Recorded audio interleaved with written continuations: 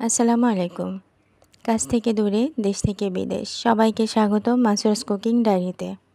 বন্ধুরা, যে যেখানে আছেন আশা করি আল্লাহ সুবহানাহু তাআলার অশেষ রহমতে সবাই অনেক ভালো আছেন। আজকে আপনাদের জন্য নিয়ে এসেছি গ্রাম্য স্বাদের মজাদার 4 পদের ভর্তা রেসিপি। একেবারে সহজ উপকরণে এবং অল্প সময়ে বানানো যায় এই ভর্তা। ভাতের সাথে পরিবেশন করলে স্বাদ হবে দ্বিগুণ। চলুন তাহলে শুরু করি কিভাবে বানিয়েছি। সিম ভর্তার জন্য আমি এখানে সিম নিয়েছি পরিমাণ মতো, পরিষ্কার করে ধুয়ে দুই সাইডের অংশ কেটে নিয়েছি। এখন সিদ্ধ বসাবো, এই জন্য প্যানে পরিমাণ মতো পানি দিলাম, দিয়ে সিমগুলা দিয়ে দিচ্ছি। অল্প পানিতে যখন সিমগুলা সিদ্ধ করা হয় তখন সিমের কালার এবং স্বাদ ভালো থাকে। দিয়ে দিলাম পরিমাণ মতো লবণ। ঢাকনা দিয়ে ঢেকে আমি 2 থেকে 3 মিনিটের জন্য এটা সিদ্ধ করে নেব। 2 মিনিটের একটু বেশি সময় লেগেছিল। পানিটা কমে গেছে এবং সিমটাও খুব ভালোভাবে সিদ্ধ হয়ে গেছে, খেয়াল করলে আপনারা বুঝতে পারবেন। সিমের গায়ে যে অল্প পানি আছে নেড়েচেড়ে আমি পানিটা শুকিয়ে নামিয়ে নিয়েছি। মাশাআল্লাহ, কালারটা একদম সবুজ আছে এবং সিদ্ধ হয়ে গেছে। পটল ভর্তার জন্য আমি পটল নিয়েছি, পরিষ্কার করে ধুয়ে খোসা ছাড়িয়ে নিয়েছি। আজ খোসা ছাড়াই আমি পটল ভর্তাটা করে দেখাবো। আর পটল ভর্তাটা আমি পটল ভেজে করে দেখাবো। পটল ভাজার জন্য আমি পরিমাণ মতো হলুদ লবণ মাখিয়ে নিলাম।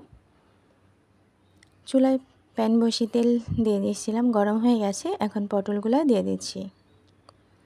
মিডিয়াম টু লো আছে পটলগুলো আমি ভেজে নিব খুব সুন্দর একটা কালার করে।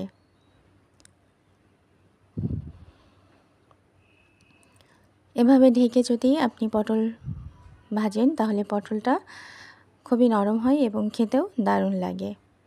এক সাইড হালকা কালার আসছে, আমি অন্য সাইডটাও ভাজার জন্য উল্টে দিচ্ছি।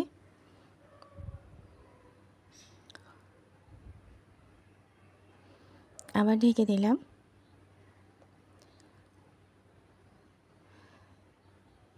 দেখেন খুব সুন্দর একটা কালার। সেম কালার আসার জন্য আমি অপর সাইডটাও আবার একটু উল্টে দিলাম। খুবই অল্প সময়ের মধ্যে ঢেকে আমি পটলগুলো ভেজে নিয়েছি, হয়ে গেছে, উঠিয়ে নিচ্ছি।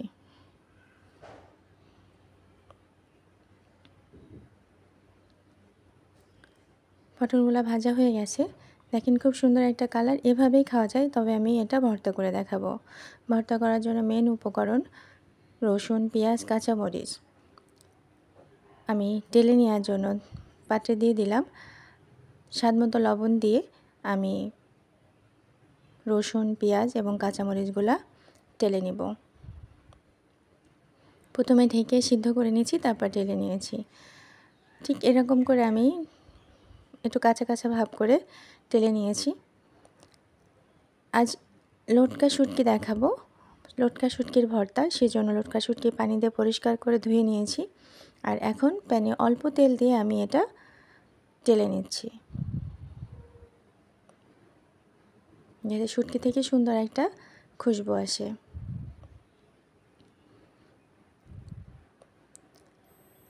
আর এখানে বসিয়ে দিয়েছি পটলের যে খোসা আমি ছাড়িয়ে নিয়েছিলাম সেটা।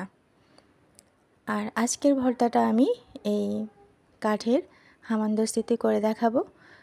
পেঁয়াজ, রসুন এবং কাঁচামরিচ যে টেলে নিয়েছিলাম সেটা প্রথমে আমি এটা পিষে নেব হামানে। ঠিক এভাবে পিষে নিতে হবে, তাহলে অনেক বেশি মিহি বা আস্ত থাকবে না। খুব সুন্দরভাবে দেখেন আমি পিষে নিয়েছি। এখন সিমগুলো আমি পিষে নেব, এজন্য হামানে দিয়ে দিচ্ছি। কাঠের পাত্রে একবার এভাবে হলেও বানিয়ে দেখবেন, ভালো লাগবে। খুব ভালোভাবে পেশা হয়ে গেছে, দেখলেই আপনারা বুঝতে পারবেন।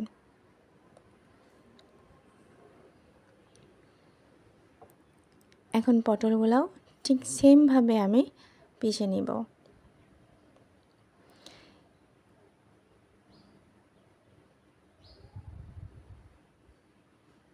হয়ে গেছে, পটল থেতো করা হয়ে গেছে। এখন শিলপাটায় আমি লটকা শুটকিটা শিলপাটাই করব, এজন্য আগে থিতো করে নিয়ে তারপর পটলের খোসা দিয়ে খুব ভালোভাবে অফ ক্যামেরায় আমি বেটে নিয়েছি। এখন শিলেই আমি লটকাশুঁটি এবং পটলের খোসা দিয়ে যে লবণ এবং সরিষার তেল দিয়ে মাখিয়ে নিচ্ছি। বাটাটা আমি দেখালাম না। এখন ভর্তা বানানো শুরু। আমি যে পেঁয়াজ, রসুন এবং কাঁচামরিচ থিতো করে নিয়েছিলাম বা পিষে নিয়েছিলাম সেটা এখন পটলের মধ্যে দিয়ে দিলাম, দিয়ে খুব ভালোভাবে মিশিয়ে নিচ্ছি। এভাবে যদি আপনারা বানান দেখবেন অল্প সময়ে অনেকগুলো ভর্তাই রেডি করতে পারছেন। সেমভাবে আমি সিমের মধ্যে দিয়ে দিচ্ছি পরিমাণ মতো পেঁয়াজ, রসুন এবং কাঁচামরিচের পেস্ট, স্বাদ মতো লবণ এবং সরিষার তেল দিয়ে মাখিয়ে নিচ্ছি।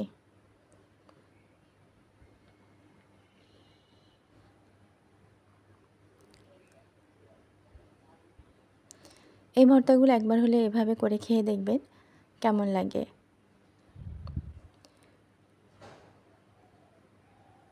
অফ ক্যামেরায় ডিমটা সিদ্ধ করে নিয়েছিলাম, এখন ডিম ভর্তাটা করে দেখাবো।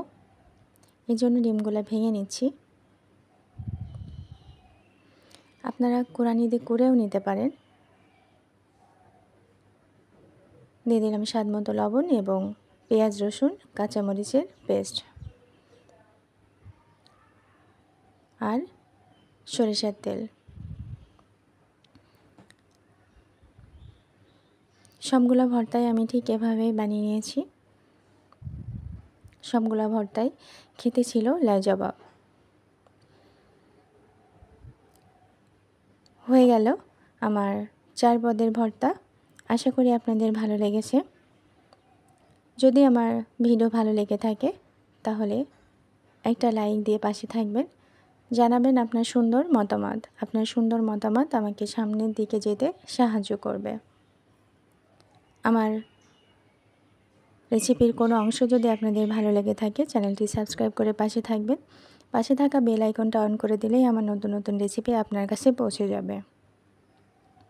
আবার দেখা হবে পরবর্তী কোনো ভিডিওতে। সেই পর্যন্ত সুস্থ থাকবেন, ভালো থাকবেন। আল্লাহ হাফেজ। আসসালামু আলাইকুম।